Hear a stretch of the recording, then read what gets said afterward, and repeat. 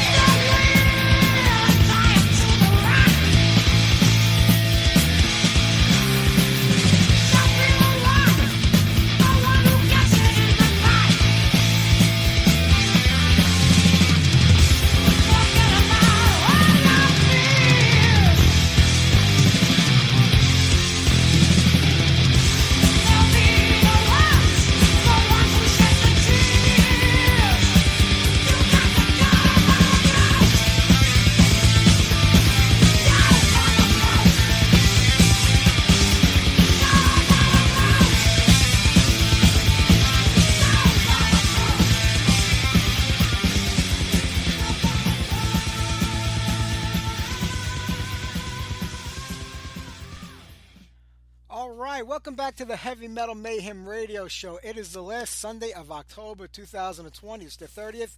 Tomorrow is Halloween, one of my favorite holidays of the year. We go big over here at my house, so it'd be a lot of work the day after Halloween, taking everything down, packing it away for another year, but we love it. Right there, TT Quick, Go for the Throat. What a great EP that comes off of from 1984. It was part of Megaforce, but I think they had an offshoot label called Avalanche, and that was on the Avalanche label. I think Eric Steele was on that label, and I believe a band called Ivanhoe. But they were such a great act. You know, that EP was, till today, I played the hell out of it. It's one of my favorite. And the next album wasn't bad either. After that, it got a little shaky, but they're a great band. As you know, Mark is playing with Accept today. At least he wasn't for the last couple of weeks. He wasn't feeling good, but he's back out there playing with them live and sounds great. Hey, we got a great show for everybody tonight. Kristian Havard from Xentrix is our guest. We'll be talking to Kristian in about a half hour or so. Only one guest tonight. We've had like 2 guests, 3 guests on every week for the last month or so, and we didn't get a lot of music on. So tonight we will focus on the music after we talk to Kristian, and we'll get on as much as we can before then. All right, let me see what we got lined up right now. How about we do, because I normally would have did our Halloween show tonight, but because I had a wedding to go to 2 weeks ago and I didn't want to leave a week without any show at all, I pre-recorded a Halloween show and we put it on then. But, we'll have to mix in a few Halloween songs tonight, or, a little creepy, scary, however you want to look at the type of songs, or songs that just kind of sound like they belong on a Halloween show. So how about we do some Halloween? Oh, you know what? I actually wanted to play something later on from Halloween, so maybe we'll skip the... Now let's do it. We'll do Victims of Fate. Here you go, Halloween.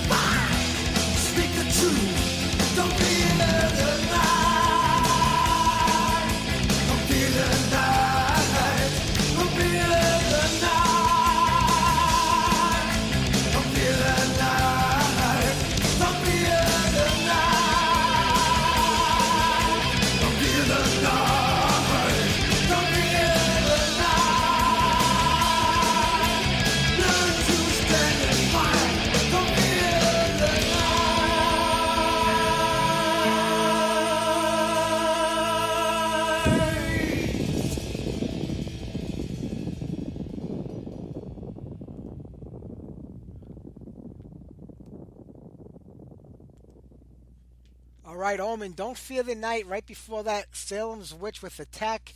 And we kick things off with Halloween, Victim of Fate. I was going to play something, the Beatles cover by Halloween later on in the show for my wife because it's our anniversary this week, but I really wanted to get this on, so there you go. I'll find something else. I'll dig it up before the end of the show. Salem's Witch, I could have sworn I had Mark Gast from the band on my show. I don't know why I cannot find that episode anywhere. I'm pretty sure we spoke to him. I think it was around the time Betrayal of Kings was reissued. So it had to be close to 10 years ago, I want to say. Because I remember him sending me songs. There was another record recorded right after Betrayal of the Kings in '86. That I don't think it was ever released, but he gave me some of the tracks from it. He also had worked on some new stuff from the band Reunited. I don't know where any of this stuff is. I got to go look it up after the show. I'm not losing my mind. I know that we had Mark on here, and I had all those songs somewhere. Back then, when bands would send me a lot of stuff, I left it on my computer because I wasn't very computer savvy. I didn't really know how to use it or what to do with it. I never heard of a USB drive or an external hard drive or these sites where you can upload stuff and store it. So when my computer went kaput, I wound up losing everything and having to start over again. It took me a couple of times of doing that before I figured out how to use a computer the right way. I come from a pen and paper age, so it took me a little while to get used to everything. But I have to look that stuff up. Maybe I haven't heard anything from Salem's Witch in a long time. Maybe I'll look up Mark and find out what's going on or when he was on the show, and maybe we'll do it again if he wasn't, or we'll do it again if he has to be. Who knows?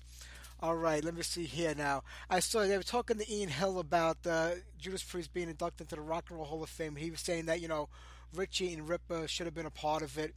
And, to be honest with you, even Judas Priest technically aren't really part of it. They didn't get in the way they wanted to get in. They got it under that Musical Excellence Award. That's like, getting a participation trophy when you run a race and you finish in like 99th place. Now, I love Judas Priest. They do deserve to be in there. And I honestly don't know why any band even cares about getting into this or not. It makes no sense to me. I know Priest, those guys come from an era where being awarded for stuff and being honored for stuff, with trophies and acknowledgement, it was a big part of their lives. I don't think anybody from my generation really cares about award shows or anything like that. It doesn't mean anything to us. Oscars, Grammys, Emmys, none of that stuff means anything. But I get it to a band like Priest and Maiden and those other bands like that come from that time where it's important to them. But it shouldn't mean anything to anybody. I mean, how they pick and choose things is beyond me. I don't know who they pick to be in there. Obviously, you got to have KK, and you got to have Ian, and you got to have Glenn and Rob in there also. I mean, they put Les Binks there. Granted, Les played on, Les only was in the band for like 2, maybe 3 years in the 70s, and he played on Stained Class and Hellbent for Leather, 2 great Priest records. But does he really deserve to be in there for playing the drums on 2 Priest records? Probably not. Dave Holland played on all the classic records from the late 70s throughout the 80s and into the 90s before he was out of the band. He's being nominated also, but he passed away quite a few years back. But does Ripper really deserve to be in there? I mean, he was in the band for a handful of years. I mean, more than Les Binks was, yes, obviously. But he put out 2 records at a time where people really weren't paying attention to Priest or even heavy metal in general. And those records really didn't do well, except for amongst a handful of fans that were just diehards probably of Ripper more than Judas Priest. Then you have Scott Travis. He's been in the band for 32 years, and he was on Painkiller, but there wasn't very much done after that really qualifies it as, Rock and Roll Hall of Fame albums by Priest. The last few I think were really great. Does it deserve to be in there? Just for his longevity, I think he does. So I don't know how they pick and choose, and I don't think it really matters, but I don't think Ripper really deserves to be in there, and honestly, I don't think Les deserves to be in there either. That's just my personal opinion. All right, let's get back to the music here. We'll do one more set, then we're going to get Kristian and talk to him about the brand new Xentrix record, 7 Words. How about we do a little Invader, then some August, and since it is Halloween, we'll do a little Merciful Fate, and then we'll get to that interview. Or maybe we'll do 1 or 2 more songs after that. We'll see. I wanted to get some Wasp on today because I was watching some clips of Wasp on one of the first shows of their tour. It didn't look or sound too bad to me, but I got a feeling there was a little hope going on there for Blackie. But we'll talk about that later. Let's do "Land of the North" from Invader.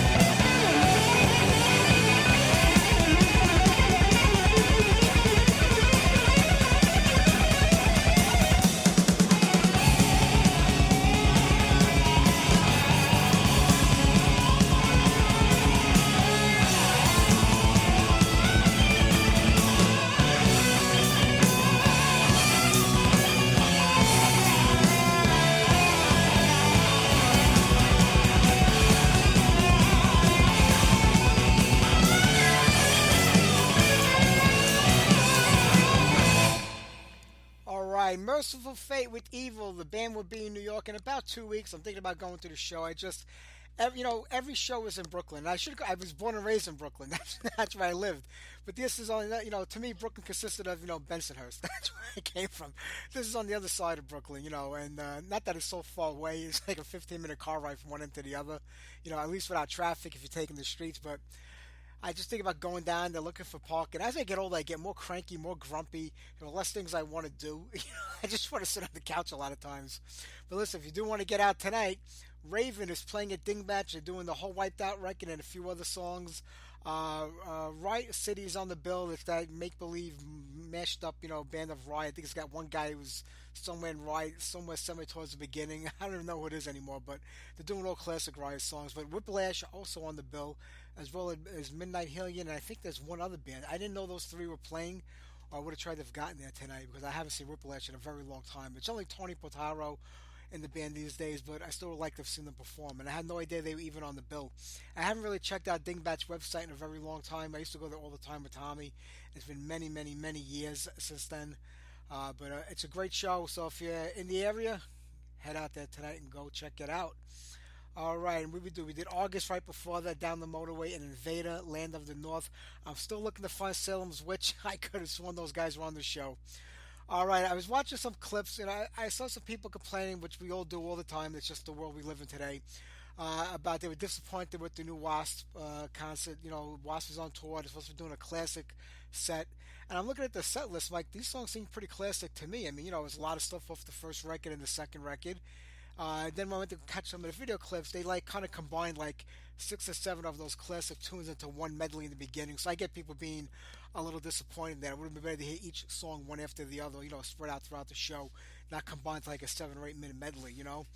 They did do Animal, Fuck Like a Beast. Now that they do that, they put up a whole video montage of the PMRC hearings and the words to the songs and stuff like that. So I guess Blackie got over it. I guess his Christian beliefs kind of lost out that people wanted to hear it. Even though he doesn't sing the chorus live, it's done by the audience.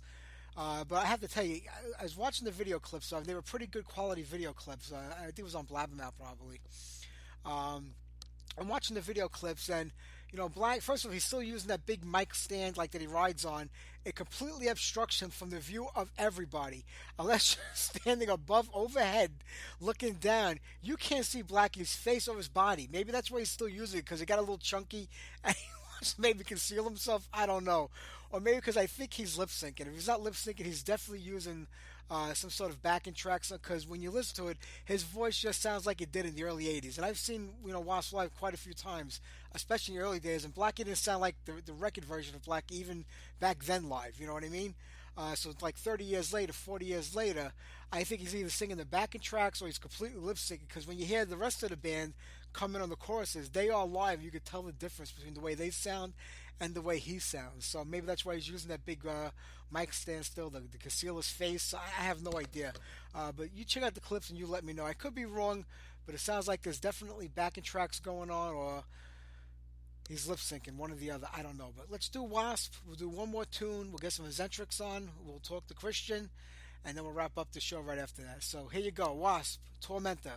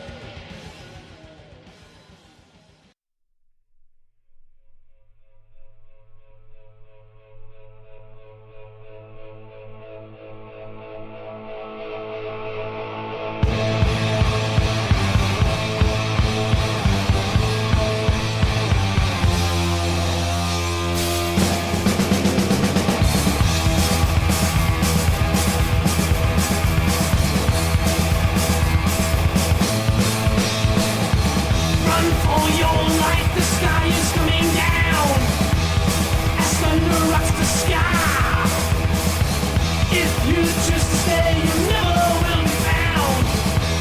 When our fire burns tonight, keep your eyes open, baby, it's your turn tonight. Lightning strikes twice, it lights the darkness of that night. Feel tonight,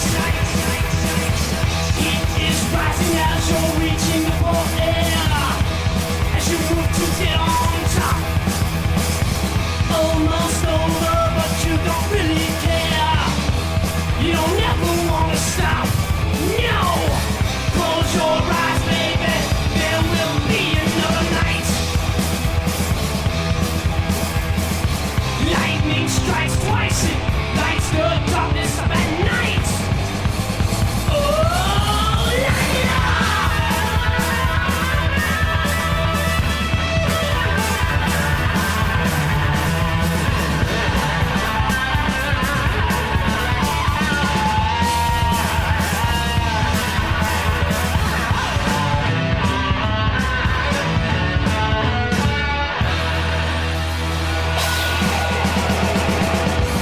Run for your life, the sky is coming down.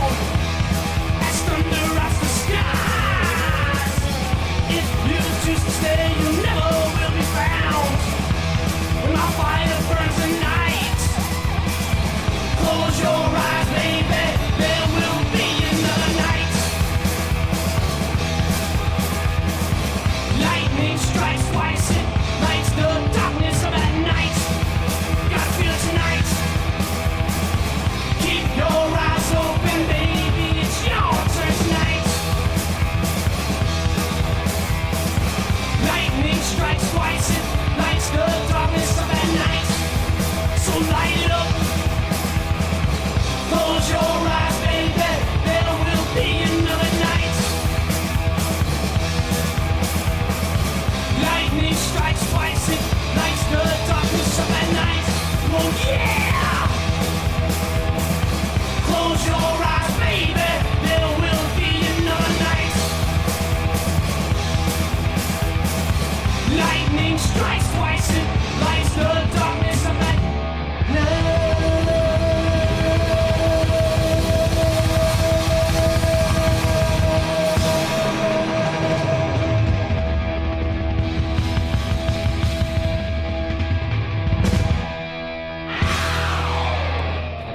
Lady Killer with Lightning Strikes Twice. Heaven and Hell re-released that record quite a few years back, and we've had Terry on the show.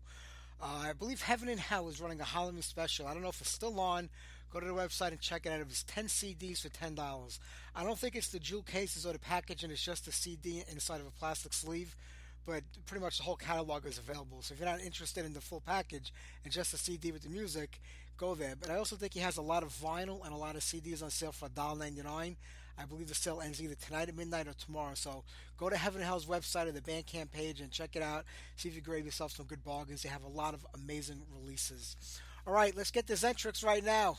We're going to talk to Kristian. How about we play some music of it? Then we'll go right into the interview right after that. So we'll save the new record for next. Let's do something off a past record. So bear with me while I get something up. But here you go, some Xentrix.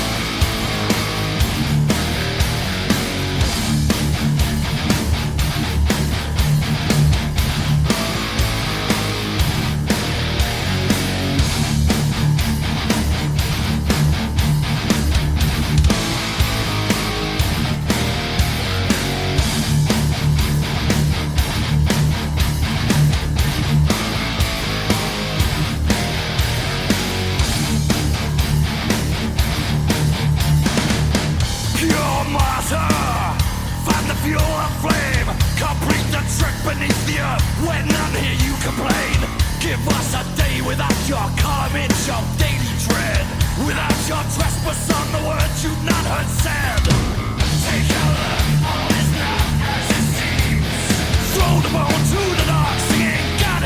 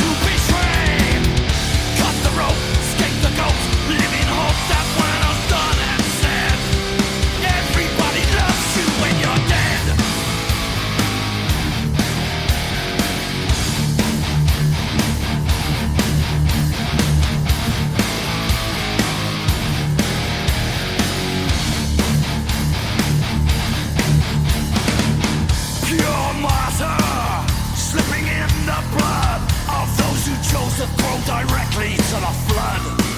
I watch you choking on your word of pure divine. Condemn me as I stand content in your demise.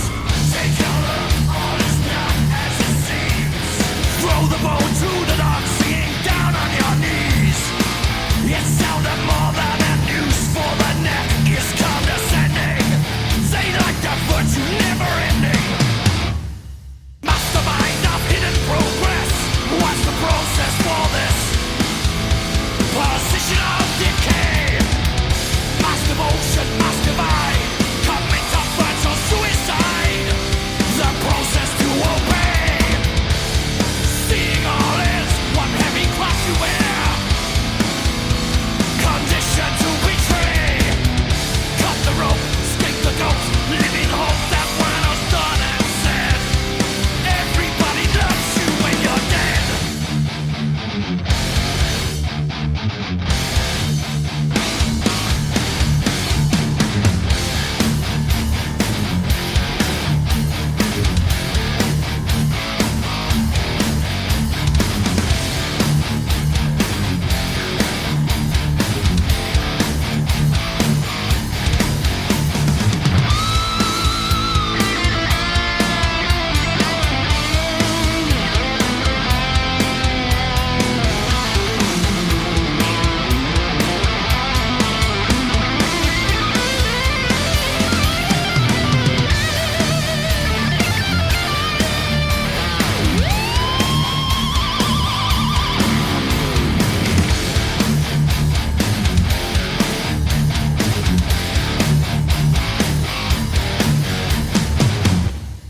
Mastermind of hidden progress. What's the process for this? Position of decay. Mass devotion, mass divide. Commit to threats or suicide. The process to obey. Seeing all is one heavy cross you wear. Condition to betray. Cut the rope, stake the goat. Live in hope that when all's done and said, everybody loves you when you're dead.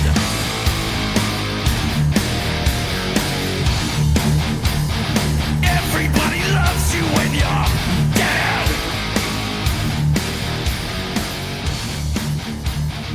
Everybody loves you when you're Hey, Kristian, it's Mike. How are you? Hey Mike, How you doing today? are we doing video or no video? I don't No mind. video. It's for the radio, all audio. Fine, no worries. I'm ugly anyway. Yeah, join the club. Same thing over here. Hey, listen, I have to tell you, man, what an amazing job on 7 Words. I mean, when Bury the Pain came out a few years ago and it kind of showed where the band was at after 20-something years, I thought it might have been a fluke, but you guys not only repeated that, but you improved it. Thank you very much. Well, Fantastic Nice to hear. job. Yeah, you deserve the credit, man. I mean, so many bands get back together and they either try to recreate what they did in the past or they move on. You got a little bit of both going on, and you're really making it work. And with the new lineup, I mean, it's been 2 records now with this new lineup, and I think it really proved itself to be a good one. yeah. We're really pleased with how it turned out with replacing Chris and getting Jay involved. And he's had more input on this record, a lot more. So it's kind of naturally come together really without us having to sort of force things, which is really nice. Was Bury the Pain a little bit more challenging, being that he was the new singer in the band at the time? Because when you think, for most of the fans, anytime you replace the lead singer or the voice that kind of defines the band, it's difficult. But there was over 2 decades in between the last record and this one, so a lot of people kind of said, all right, let's give it a shot. And then you had a lot of new fans too who never heard the band at all. Yeah, I mean, Bury the Pain was obviously we before Chris packed in. We did shows with him for about 3-4 years, and we actually wrote and recorded Bury the Pain with Chris. So there was a finished version with him on it, and we when he decided that he wasn't, didn't want to do the band anymore, we just didn't want to do music anymore. We decided, well, there's no point putting this record out because it's pointless. We can't do anything with it. We don't want to just put it out and not go and play any music, not go and play gigs. Yeah. So we we had spent 2 years trying to find somebody to replace him, you know. So when Jay came in to do Bury the Pain, it was already done. He pretty much just sang the lyrics, and he changed a few things just because that's the way he is. But he pretty much just did that record. So when it came time to do this one, he said, you know, well, he didn't say anything. He just said, "Oh, I've got lyrics for a new song." It was like, okay, you want to write the lyrics? That's great, because that's one less thing that I have to do. And also, I think it's better if, you know, if your singer writes the words, then you know they know what they mean when they're singing them, so they're performing them. You know what I mean? So there's more link with the lyrics. So I was more than happy to sort of like just, yep, you do that. That's fine. That's great with me. Sure. So subsequently, I'm having to ask him what a lot of the meanings are between about a lot of these songs, because I'm getting asked the questions about them. Oh God! But you know, it's true, because you know, with 7 Words, he is a lot more invested in it now because he's there from the beginning. When you look back on, you know, Bury the Pain, I mean, was there a major difference between the 2 recorded versions of it? Because I'm sure he just came in and redid the lyrics, like, you know, the vocals, I mean. But do you hear a big difference between the way it was with Chris and then the way it was with Jay, or is it still the same music to you, just with a different voice singing it? A mixture, really. There's a lot. Some of the songs are pretty much as was, and a couple of them were pretty. Jay totally changed the patterns of everything, and you know, some of the lyrics. So yeah, it varied really. I think the I can't. It's getting bad now. I can't remember my own song titles. What's the song called? I'm gonna have to look. Just give me a second. Hang on. It's bad when you have to go to your phone to remember what your song titles are called. You have to Google it. Yeah, I'm just looking now. Hang on. No, I don't want to play it. Hang on. What's it called? World of Mouth. That was it. I couldn't remember that song title. World of Mouth was completely different with Chris. So when Jay came, he totally changed all of that around, and that was kind of the start, really, of, you know, all right, you want to put your own sort of stamp on things, which is great, really, because he does, because Jay used to be a fan of the band, so when he joined, he was like, well, I know what I think people want to hear from a new Xentrix singer, you know, so he kind of sort of slotted in that way. And you know, he can sing the old stuff, and it pretty much sounds like Chris. You know, he can do it. I think sometimes when we play some European countries, they don't even notice. They just think like Chris Astley's grown his hair. You know, so it's great like that. And one of the most important things for us is that we all actually get on as friends. You know. Sure. Like it literally just now, he's just WhatsApping me like stupid jokes. You know, it's what we do all the time. We really enjoy, you know, playing together, and I think that comes across. You know what I mean? There's nothing forced about this band. We all love the music, and we all like playing and being with one another. You know. That is important. I mean, you know, you and Dennis have been there since the beginning. It's been a pretty consistent, you know, lineup. Even though the band broke up and got back together 2 or 3 times, I guess, over the last, 15 years, it was with a lot of the classic lineup. And now you have this lineup, and it is still you and Dennis, which is very important. I think Chris fits in perfectly with the band. And like I said, replacing the lead singer is not easy, but because I think there was such a gap, and so many new fans have come into our music from the 80s that, you know, to them it's like nobody cares. It seems like nobody cares who's in the band anymore. It's kind of sad to say that, but they just want to hear the songs. It's not even about the members anymore, which is kind of sad in a way, because those are the guys that create the music. But that's where we're at, I think, today. Yeah, I know exactly what you're saying. It is for us though. It is all about the songs, and it's great to, you know, to get the chance to go out there and play these tunes again. You know, even with, you know, like 50% of the original lineup is still, you know, me and Dennis are still out there. We're too stupid to do anything else. Well, I'm glad you're smart enough to keep doing this. You know, Kristian, I remember, you know, in the 80s, I was a big tape trader. We used to trade the demos and the bootlegs and all that, and I had a ton of pen pals from the United Kingdom where it took like 8 weeks to mail a letter and get it back, you know, with a response. And I remember trading somebody for the Sweet Vengeance demo, Wow. the Hunger Really? for tape, and I still have my copy of it in my collection today. And that's when I became a fan of what you guys were doing. And then it turned into Xentrix, and it went on from there. And when you go back to those, people don't realize. People's like, well, they came too late to the game. Maybe things would have changed. Yeah. It was '89, but really, when you think about it, it was '84, maybe '85 that it kind of got going under that Sweet Vengeance name. Yeah. Maybe. Yeah. I'm trying to think. Because I met Chris when I was still at high school. So I was 15.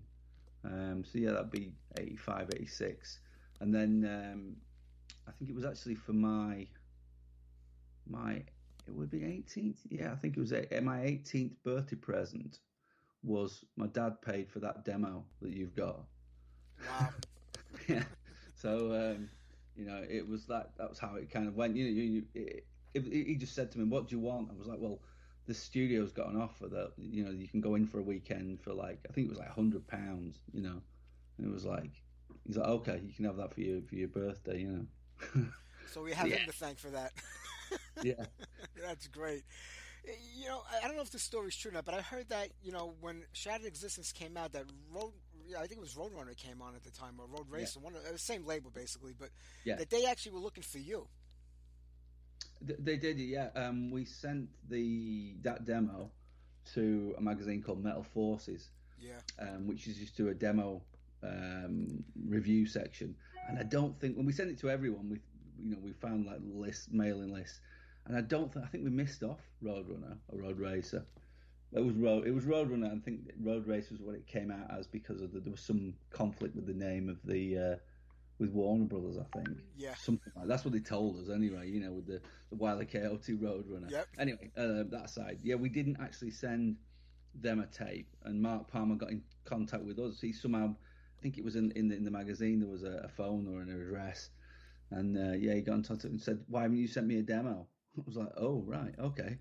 So we sent him one, and he came down to see us and pretty much signed us straight away.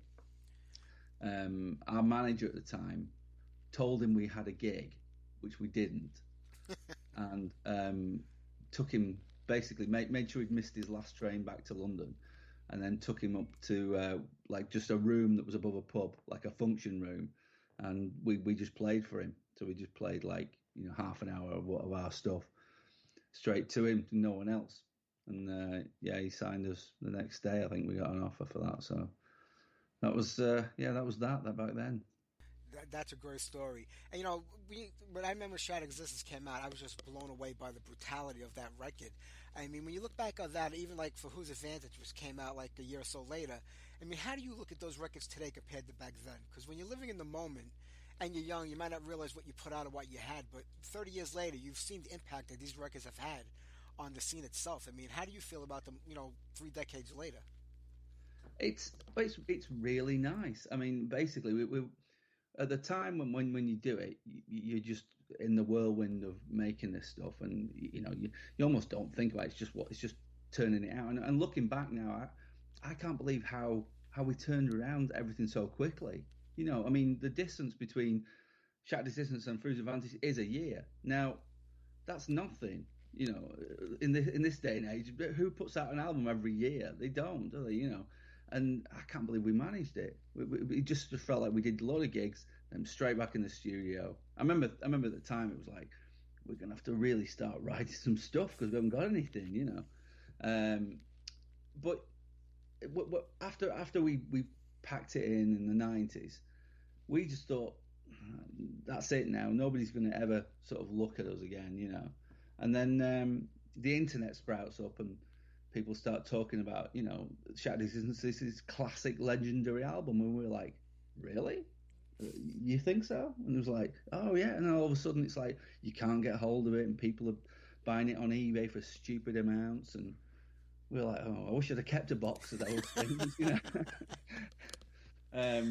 Yeah, so it's really nice, and it's really cool that people, we can go out there and we can play those songs to people now, and they want to hear it still. It's great. It's true. I think, by the mid 80s, most people were so infatuated with the new wave of British heavy metal and that sound that was created by all those bands that they kind of thought and expected every band that came out of England at the time was going to sound like that or write just that kind of music. And you guys came out and you were on a whole nother level, and it really wasn't a lot of that going on where you were coming from at the time. Yeah, there was like a little sort of UK thrash scene that was, but we never really got the acclaim that the American scene did. I mean, we were probably a little bit. Some of the the UK lot were before us, Onslaught and Acid Rain. By the time we managed to get sort of our records out, it was perhaps a little later in the whole thrash thing. But yeah, we were always like, well, how come like the American bands can come over to the UK and we never get to go to America? We were always saying that to Roadrunner. When can we get to play out there? Like go and compete with those guys. But yeah, there was a little scene out here, and it had its moments, it had its time that was it was pretty cool. Yeah. The first two records, like I said, being a year or so apart, they just sound like companion pieces to each other. Were all of those songs written around the same time or in the same writing sessions, or was the second record written completely separately, like after the first record was done? Yep, that straight after it. We had sort of like, I think it was written really quickly as well, the second record. So I would thinking back now, I think we probably wrote it in about 3 months. Because we finished whatever gigs we were doing for the Shattered Existence. We went out with Andy Sneap's band Sabbath, and that's when we met Andy. We were playing with his band, and we did a UK tour. We went to Ireland, and then we didn't actually get to play anywhere else apart from the UK on the Shattered Existence album. And then we went in and did the Ghostbuster thing. But that was because at the time we had a Radio 1 rock show, which was a like national Radio 1 show on a Friday. It was like legendary with Tommy Vance, and they brought you into the Maida Vale studios in London, and which was like this amazing sort of massive studios with all these orchestra sort of recording areas, and we were like, whoa, look at this. And the control room was like Star Trek, it was like massive, and we had a day there to record, but we hadn't got any. We'd just done Shattered Existence. We hadn't got any songs. We hadn't got any new songs, so we had that one. That's why we did that one, and a couple of really old ones that they put on the B side, and then Roadrunner wanted to release it. And then straight after that, it was like, right, they booked in. John Cunninberty was coming back in summer, and it was like, right, you're going straight back in the studio. You better get writing.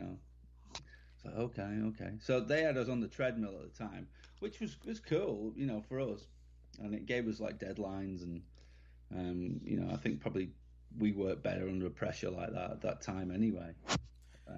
Probably the worst sounding records are the ones where we spent too much time on things. A lot of people say that. A lot of bands say that. And one of the things I always say is like, a band will put out a second record, and that's kind of like a make or break record for most bands, because either they're going to repeat the success of the first record if it brought attention to the band, or they're going to completely bomb out because like they couldn't repeat. I tell bands, what changed so much like in that 1 year or 2 years between the records? Like, well, we had years of writing and practicing and rehearsing before we got a label to sign us, and we had that material. Now the second record comes out, we have nothing because we're not playing live and supporting it. Now we got to go. Now we're writing in the studio as we're recording, and it's much harder to come up with stuff, and it kind of breaks up a lot of bands. They fall apart. But you guys didn't have that. You like I said, you worked better under that kind of pressure. But I mean, was it something that would have been sustainable album after album to do it that way? I wouldn't have thought so. No. So for that second record, it was like I say, there was probably still a lot of underlying themes and things going on in all our brains that we hadn't used up on the first one. So they would have come out in one form or another on that second one. We didn't have anything actually written. That was the thing.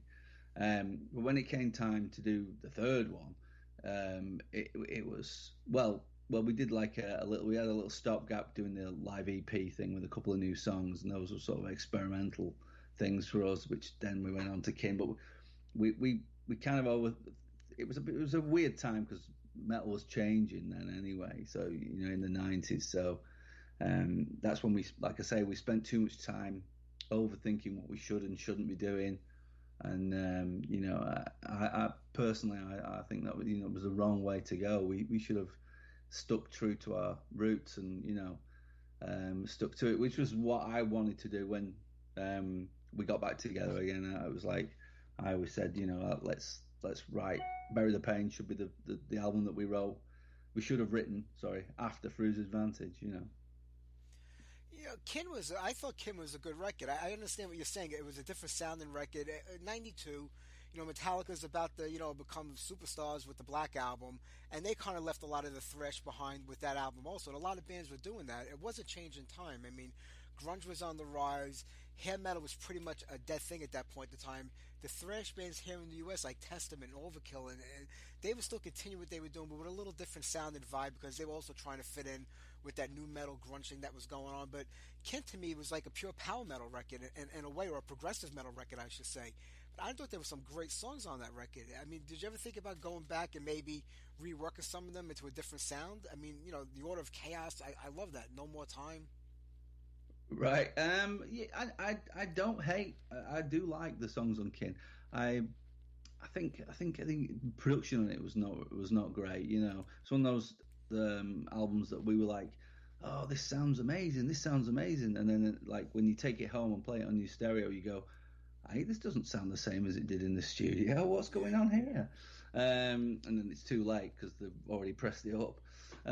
But it was like I said, it was a funny time. We were the whole thrash thing. It was becoming like a dirty word, thrash metal, and we were trying to sort of survive and reinvent ourselves a little bit.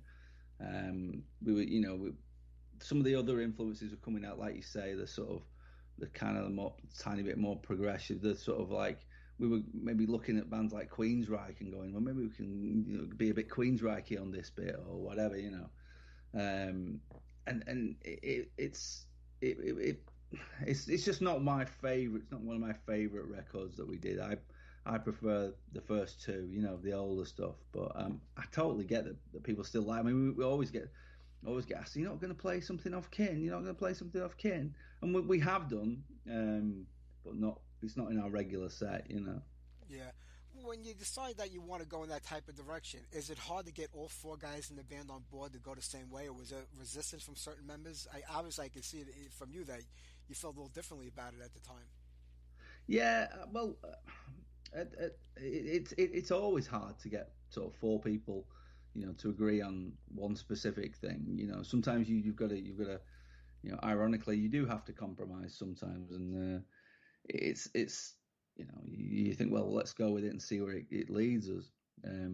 Particularly if what we were originally doing, so it was like, let's stay as a thrash band. It was like, well, nobody's doing that because nobody wants to see that or hear that anymore, which is weird. It was weird. It's weird that it's come around again, and now people do want to see it. And it's kind of nice. I'm a big fan of thrash metal music, and it's great that these bands are the older bands. It's amazing to see like Testament and Exodus these days. They're still killing it. You know what I mean? I love it. Yeah, absolutely. Well, I mean, there was one more record to go, and there was a pretty much new lineup for the band at that time. I mean, I think Chris was out at that time when Scouts came out, and you had another guitar player in the band. I actually think you were 5-piece at that time. Yeah, I mean that record, the Scourge album, probably.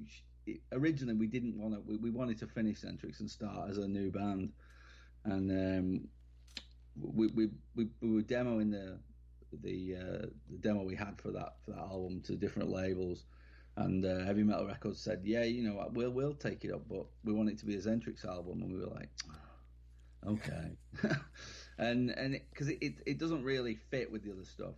Again, I like some of the stuff on it, but it was and again, it was just a time that we had two more influences coming on board, and you can hear that you trying to let them have their say, and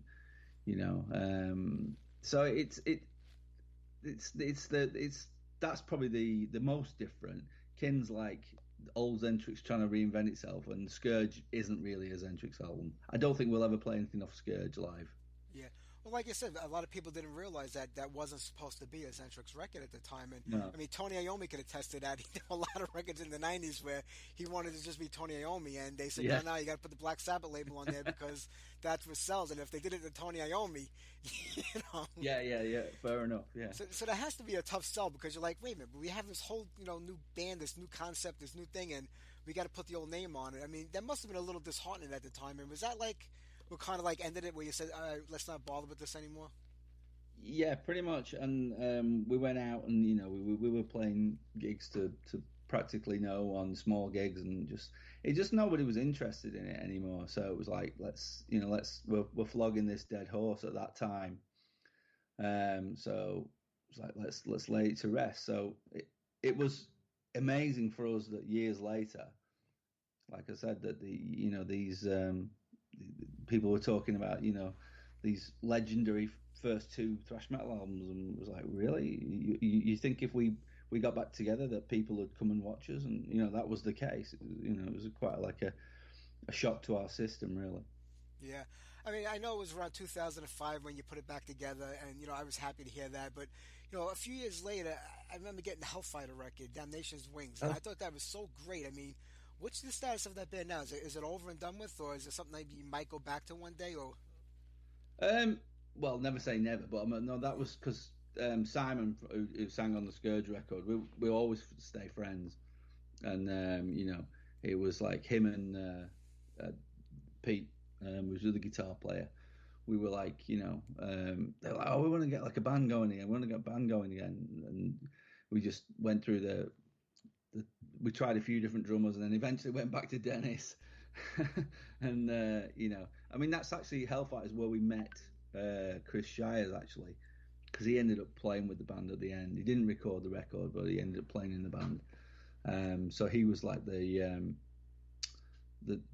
natural choice for us when we needed a replacement bass player. So it had its thing. But yeah, Hellfire Records, it's a solid record, and obviously we managed to get Andy on board to help us out with that one, and so it sounds pretty good.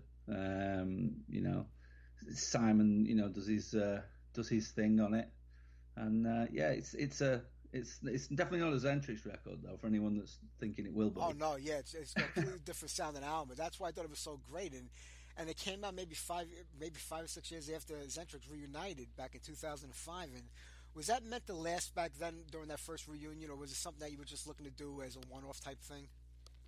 Well, it was Chris Astley that he rang me up after we'd done the Hellfire thing, and the Hellfire thing had kind of run its course. So he just rang me up and said, "Oh, somebody told me that if we get back together, we can play some festivals and stuff in Europe, and we can do this." And I was like, "Well, yeah." I said, like, "Have you spoke to anyone else?" And he's like, "No, not yet. I'll speak to you and then Dennis and Mac and see if we can get the band back together and do a couple of gigs." And originally it was just like, I think he just wanted to do it for like maybe a year, maybe just do some shows, and then I kind of probably pushed it further and was like, well, if we're going to do that, then let's start writing new music, because I get my itchy fingers when it's like that, and I'm like, we can't just be playing the old stuff. We've got to be, we can't just be a tribute band to ourselves.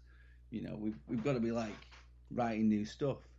So that's when we did the Bury the Pain record, and then I think he just pulled the plug on, just like, no, I've done it for longer than I thought I wanted to. So, but that's what he's like, he's a digital one or a zero. He's either doing it or he's not.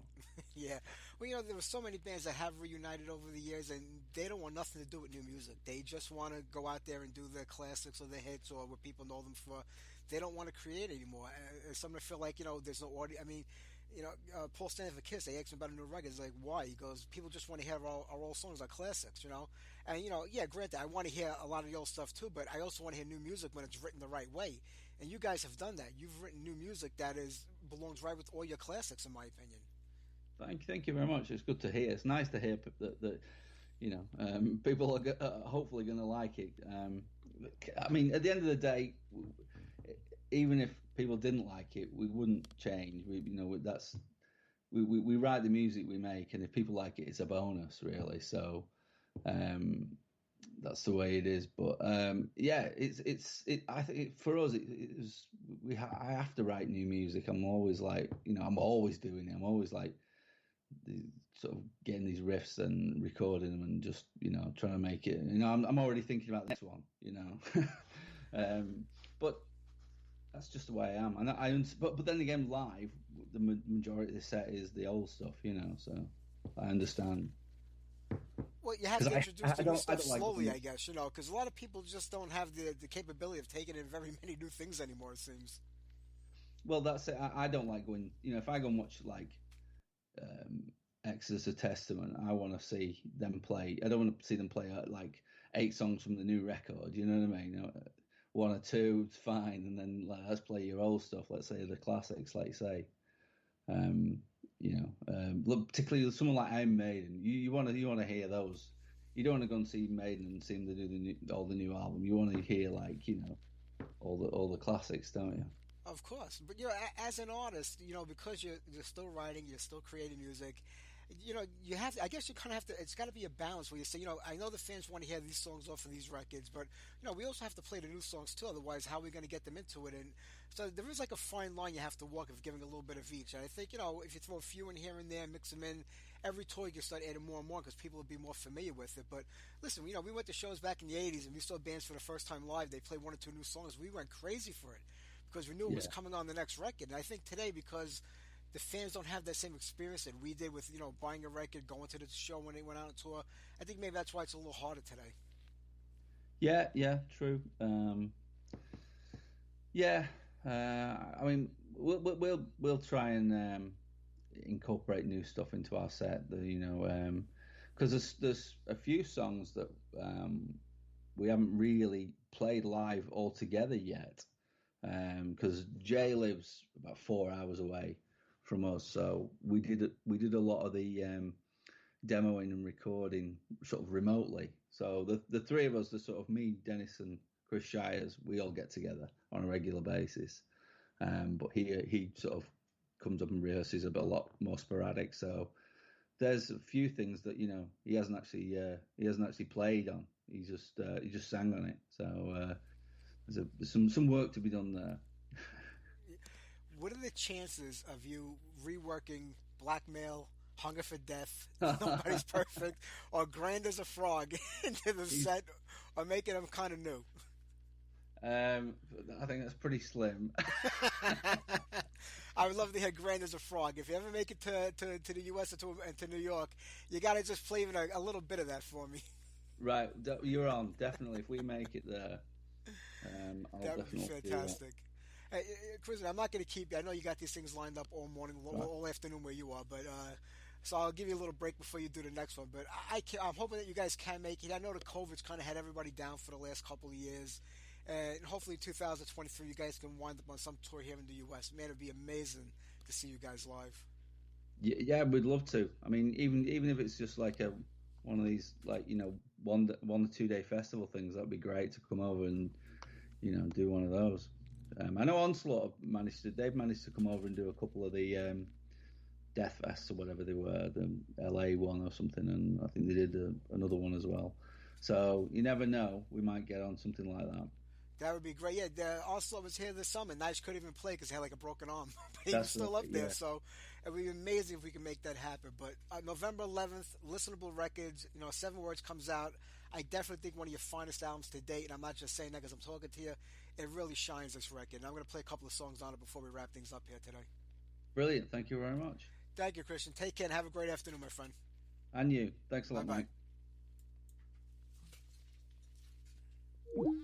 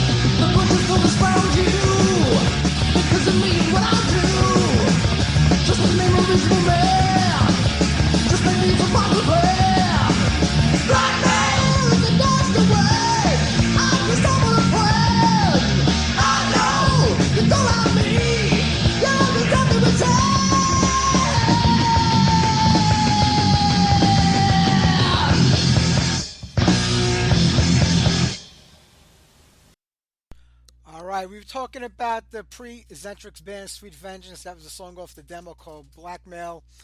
And right before that, we had some brand new Xentrix for everybody. That album sounds really good. Behind the Walls of Treachery. All right, then we kick things off with Everybody Loves You When You're Dead. Sounds very familiar, that song, huh? All right. Well, we got about 20 minutes left in the show. Hey, next week, my good friend Steve Gaines. Everybody knows him from his days in Abattoir. But he's got Anger's Art going for the last 20 years now. And have a brand new record coming out, so we're going to play some songs off of that. Hopefully, I'll find out this week if Steve has anything ready for us to play. If not, we're going to have plenty of music throughout his entire career, which is pretty extensive. Also, who do we have? Oh, we got Jeff Allen next week from Witch Slayer. Looking forward to that. Big fan of Witch Slayer, and they got that new release out, which is technically an old new release, I guess, but we'll have Jeff Allen on next week too. And then we got a great bunch of guests for the rest of the month. I'll put it up on the website tonight so you can see who's coming up over the next couple of weeks. I think maybe December we'll take it easy. Maybe we'll have one or two guests on, but we'll just focus on music because things start to quiet down in the business during the month of December. There's not a lot of bands promoting anything. I'll see if I get maybe some old friends on just to kill some time, but we'll probably just focus on the music that came out in 2022 for the month of December. All right, well, a little while ago, Iman was showing me all these great demo tapes that somebody's collecting. Where they find them from Iman is beyond me. I mean, they look like they are the originals, some pretty classic stuff over there. So, one of the bands was Eiffel Power. They were a band out of Canada. I believe they were out of Toronto back in the day. So, let's get on a song off their demo. It's called I'll Be There.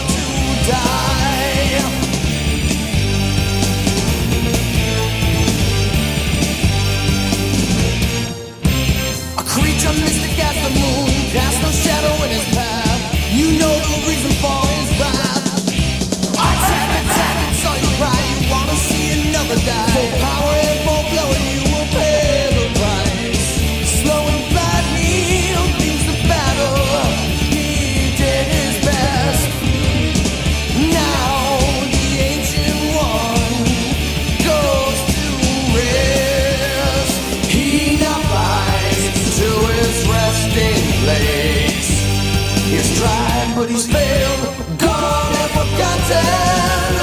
His ghost knows that can be saved in the graveyard of the dragon. No children come to play in the graveyard of the dragon. Even angels will not pray. I see a million bones of the dragons that have flown before. None come to worship here, none long and death has spoken Lord. I'm a brother to the beast and now I seek revenge. Began with creation, a war that never ends.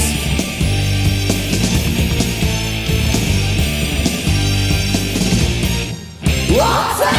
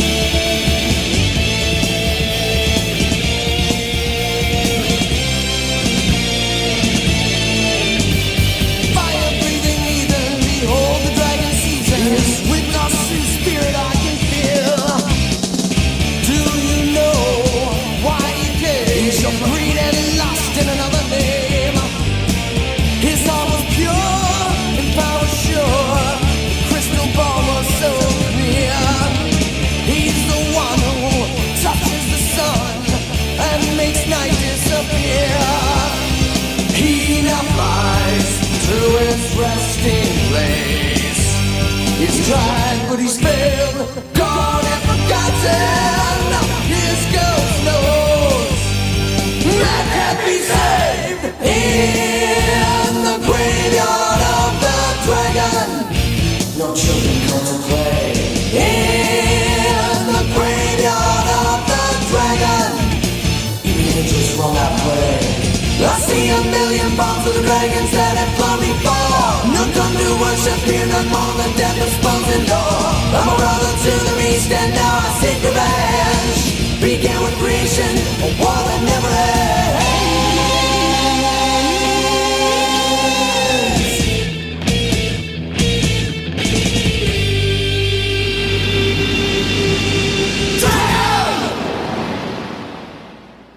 Amin Ra, Graveyard of the Dragon, right before that, Carnivore with Predator. You know, when Carnivore, well, I can't say it was Carnivore, but a few years back they put together Carnivore AD. Feature, I think Louis, the original drummer for Carnivore, was a part of it with the guitar player who played on the second Carnivore record. He wasn't the original guitar player because Keith passed away many, many years ago. And I was even laughing at that because it was just another one of these ridiculous cash grabs that, you know, these bands do to get out there and play. But Louis wasn't a part of it very long, and I think Chuck was out of it too after a little bit of time. Now what's going on with nobody has any association with a Carnival in any way, shape, or form. And these and they keep getting shows, which is a funny thing. And what I'm laughing at is that, you know, I got a message from somebody saying, you know, you believe what these guys are doing? He was like, you know, ragging on it just like I do. He's like, I can't believe it, and blah, blah, blah. And then he wound up joining that part of the band anyway, which I don't get, you know. So they're out there playing all these shows, they're on festivals, and it's a Carnival cover band playing on festivals and shows. I don't get it. Who's booking this fucking band? Who's booking any of these bands? My mind is baffled by this. It really, truly is. I just don't know what to say or even think about it anymore. All right, let's get off of that right now because we're going to have time for one more song. I saw that John Fiver is replacing Mick Mars and Motley Crue. Mick Mars is stepping down and retiring before the next leg of the tour. You know, like I was saying, you know, Motley Crue getting back together was nothing more than a cash grab itself. You know, they broke up. They saw how well the movie The Dirt did on Netflix. They figured, hey, why, let's go back out there and play again. We can make a fortune doing it. They put together a big lineup, but COVID kind of shut that down for over 2 years. And then the Pam and Tommy documentary thing came out on Hulu. I think that generated a little bit more interest in the band again. But they went out there and they made a shitload of money doing it. But you can see that Mick Mars just doesn't have it in him anymore physically. I mean, it doesn't affect his playing, but I know I have a bad back, and I know it's like standing up for long periods of time. So the guy must have been in excruciating pain nonstop throughout all these shows, but he kept doing it. It doesn't even count like all the traveling that goes on between, you know, between the shows. So I felt bad for the guy because it looks like his heart wasn't in it anymore. So he's stepping down. I'm not a big fan of John Fire. I think Motley Crue should have just wrapped it up. I mean, they did this big U.S. tour. I know they're going over to Europe now, but this isn't going to end. They're going to keep doing this year after year now, but it really should end. You know, Mick is out of the band, and to me, Mick to Motley Crue was like Cliff to Metallica. He was the heart and soul of that band. It was his guitar sound that kind of defined the band and who it was, and I think it would have been smart and a little respectful to him to kind of just wrap it up and end it after this tour, but they're going to keep going on, so I don't know what to say. All right, let's wrap it up here tonight. I want to thank Kristian. Thank you for being on tonight's show, Kristian. It's always fun talking with you. 7 Words out on listenable records right now. Pick up a copy of the new Xentrix record. Next week, my good friend Steve Gaines from Anger is Art and Jeff Allen from Witch Slayer. We're going to wrap it up here tonight with a cover song. Even I talk about cover bands only because it's my wife and I's 30th wedding anniversary in one more day, November 1st. Married 30 years to that beautiful woman. How she's tolerating me is beyond me. I have no clue, but our wedding song was Can't Help Falling in Love by Elvis Presley. Since we can't play Elvis on this show because it's a heavy metal show, I found the heavy metal version cover of that song by a group called Power Song. So we're going to play that right now. This is for my wife, my beautiful bride of 30 years. Take care, everybody. Have a great week, and I'll see you next Sunday.